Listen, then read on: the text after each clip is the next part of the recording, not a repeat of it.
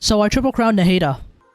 Ladies and gentlemen, boys and girls, for the past 2 months, I think, since Nahida first came out, I have been dedicating every week on a Monday to fighting the Scaramuccio boss to get the necessary materials so that we can level up Nahida's talents to the max. Now, will I get any additional constellations past the C1 Nahida that I already have? Maybe not. We'll see. We'll see. But until then, let us now approach Nahida's table, for want of a better word.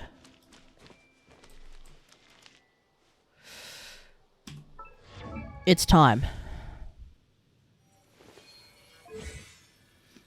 We already have all schemes to know at level 10. I realize you can't really see this.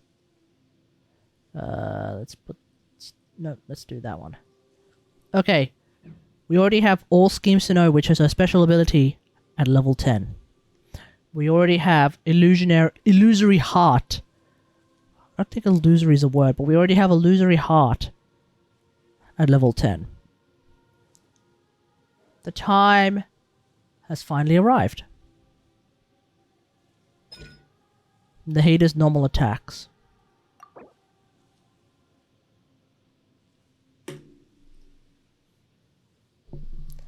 I try to do this. Bang! Like that, my mouse moves. Bang. Triple crowned Nahida. There it is, chat. There it is. I have now officially triple crowned Nahida. Something that I set out to do. Now, folks, you may be wondering, how many characters have you actually triple crowned? Well, let's count. 1.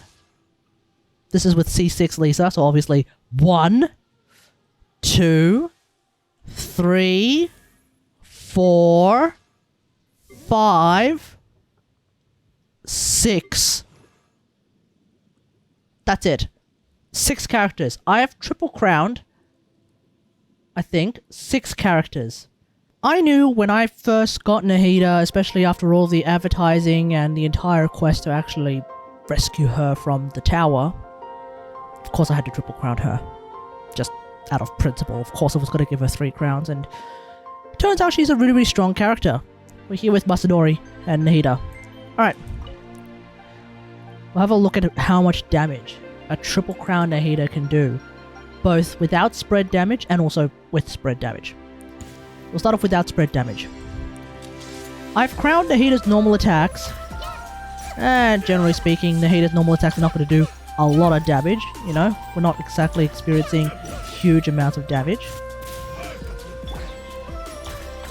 But when you do spread reactions with Nahida's normal attacks, well, we're seeing 9,000 damage. That's pretty nice. Now, of course, the majority of Nahida's damage is going to come from her special, which does require reactions. You're in for a little shock. So let's do spread damage with Nahida's special. Ah! 31k. Now keep in mind I'm using Kagura's, so that's going to massively influence how things work out. Now, let's have a look at the power of Nahida's ultimate. You're in for a little shock. Ui. 49k. And there was also a 14,000 damage spread reaction with Nahida's normal attacks, which is, of course, very, very strong. Let's have a quick look at the build that I am using with Nahida so you have an idea of what kind of damage we should be achieving with your particular build as well. This is the build that I've got with Nahida. 1471 attack and 706 EM. Keep in mind that the EM is slightly buffed by the fact that I have 2 Dendro characters on this team.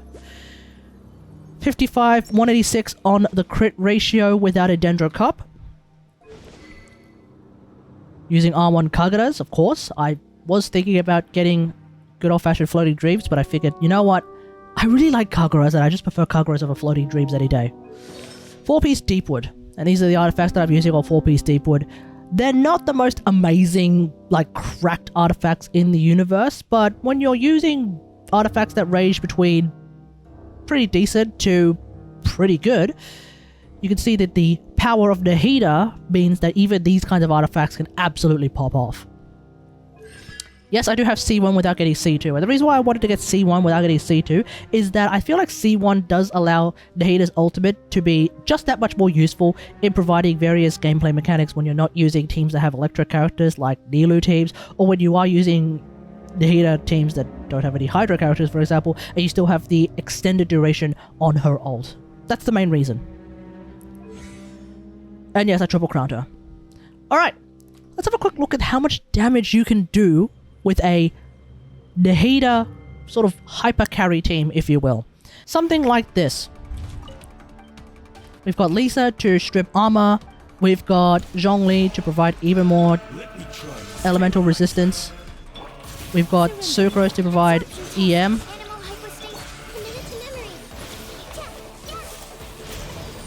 And already we're doing some 40k.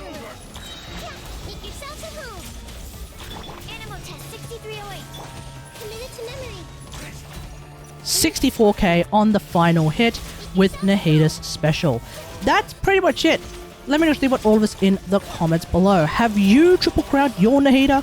Let me know in the comments. I feel like the general recommendation is probably at least get your ultimate up to level 9, because that's definitely the most universal upgrade that you can get on Nahida. And then you could probably get your special up to level 9 as well, because she just does a lot of damage with her special if you ever decide to do aggro spread reaction type shenanigans. Her normal attacks are completely optional.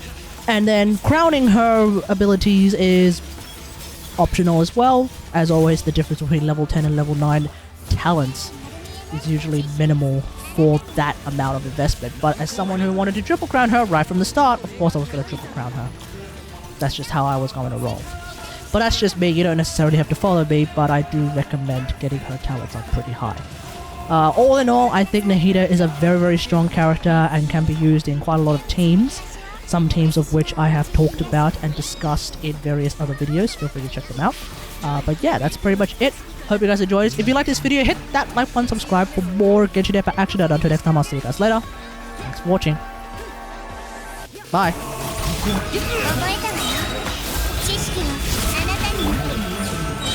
律令は腕の見せ所ですな。見えないだろ。主練満員だよ。有限なるライフ呪言律令見えないだろ。主練満員だよ。眠ってやる。こ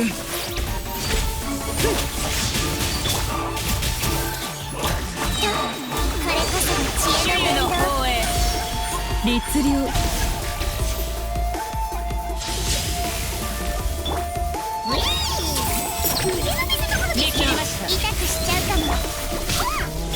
チョック呪言一応目を覆えば根こそぎにしてあげる。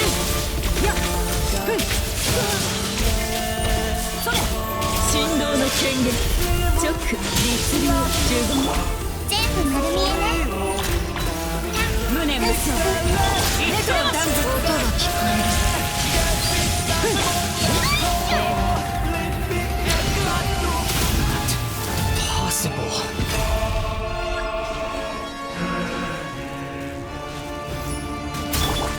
No escape! As one with wind and cloud! Grow! Make yourselves a move! Gather! Now you shall perish! I can't.